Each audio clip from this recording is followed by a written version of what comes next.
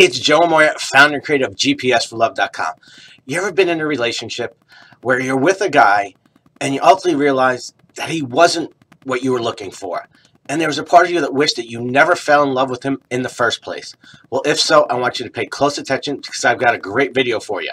See, the other day I was having a conversation with a woman, and she was in that same exact scenario where she was telling me how miserable she was, that the guy she was with wasn't the guy that she fell in love with in the beginning. And so when I asked her why she was still there, she was like, but I love him. And I get that. I understand the feelings of love. I understand what it does for us emotionally. But I said, why? Why are you still there? And she's like, Joe, I can't help who I fall in love with. And in that moment, that statement told me everything. Because I understand that. There's a part of us that thinks that, we can't help who we fall in love with. And you know what? I respectfully disagree. I'm going to tell you why. See, I believe that we can't help who we're attracted to, just like we can't help what food tastes good to us. There was a time in my life where I didn't really like vegetables, like most kids. I didn't like eggplant, I didn't like broccoli, I didn't like spinach. And I couldn't help that, I just didn't like it. But as I grew older, as I tried to become more healthier, I've learned to acquire taste, and I actually really like those things. And most often, I'll choose those things over the really crappy things. And I think it works the same way with guys, okay? Or, guys with women, is that we can't help who we're attracted to. We have a certain type, right? There's certain things that we really like, just like that chocolate cake. Ooh, I really like that. But then we eat that chocolate cake and go, oh, it feels like crap.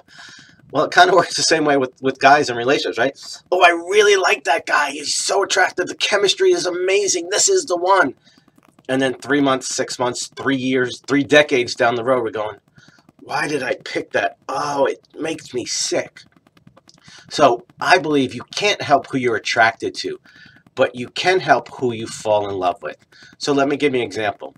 Back in the day, I had a type, okay? And like most guys, my type were the girls who, that really look good, the hot ones. But the challenge for that was usually the hot ones didn't like me because I wasn't hot enough for them, or the hot ones were really needy, insecure, and had low self-esteem because all everybody ever focused on was their looks. And so I realized that, the type that I'm usually attracted to doesn't work really well for me. So maybe I got to pursue something different. Maybe I've got to learn to fall in love with a different type. And so I changed my mindset and I started paying attention. And so when I met my wife, she wasn't typically my type. Now, don't get me wrong. Don't send me emails because I know some of you do that. What's the matter? Your wife's not hot? That's not what I'm saying. I'm saying that my wife is very attractive. She just wasn't my typical type. So what I was doing is I was interested in having that relationship. So I realized, my type, the one that I'm usually attracted to, the one that I really always go for, doesn't work for me. So I've got to open up. If I really want to fall in love and have the relationship, maybe I need to try a different way.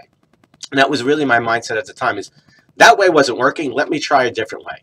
And so I did that. And I stood back and I did some things which I'm going to share for you in a few minutes. And lo and behold, I met this amazing woman who I was attracted to, that I did have really good chemistry with. And then ultimately our relationship grew, and it was so easy. And, fortunately now, 14 years married this year, 16 years together, our relationship is going just as strong, if not better than ever. And it didn't just happen magically. I hear it all the time, oh, you're lucky. And I'm like, that's such bullshit. It wasn't luck, because I'm the same guy I was when I was struggling going after all, my typical type. So I just learned to do things differently. That's why I created GPS for Love, because you keep doing what you've been doing, you're going to keep getting the same results. So you got to learn to do some things a little differently. So what I ultimately did, and what I'm going to share with you, is 3 things that helped me fall in love with the right person. Because I believe you can dictate and help who you fall in love with. Because I've not only done it with myself, I've done it with several of my mentoring clients. So here we go. The first thing is you got to get clear. Okay, what are those things you absolutely positively need if you're going to spend the rest of your life with someone? Yes, attraction is important. But is chemistry vital? If you were attracted to the person and they gave you everything else that you wanted or you needed, wouldn't they even become more attractive to you? There's an expression that, when you're with someone who's attractive and they give you everything else, they become even more attractive to you. And so I'm not saying you should date a troll. I'm not saying a guy that you are repulsed by. I'm saying someone who's attractive to you that isn't your normal typical type. But number one is you got to get clear on what it is that you need to have the kind of relationship that you want, to have the kind of man that you're really looking for. The second one, and this is really an important one, it's a mistake that we all make, is you've got to date someone a while before jumping into a relationship with them. I would say it's like a probation period. You know, before you hire somebody, you've got to say, okay, you're on a probation, because this all sounds good, it all looks good on paper, but in the day-to-day life, is this going to be true? Are you who you say you are? You know, do you have stuff that's ultimately going to come up? Are you saying the truth? Are you telling me what I want to hear? Or are you telling yourself this because you think that you're not going to find anybody else because of your own stuff? So a big mistake that you're making is you don't date enough before jumping into a relationship. Now, that doesn't mean you've got to date a guy for 5 years. You know, literally a couple of weeks. You know, within a handful of dates, you should get a good sense. If you're not focused on the chemistry and you're not jumping into bed and your hormones don't take over, you have the ability to really see things clearly and observe, is this even the kind of guy I want to be in a relationship with? So that's the second step.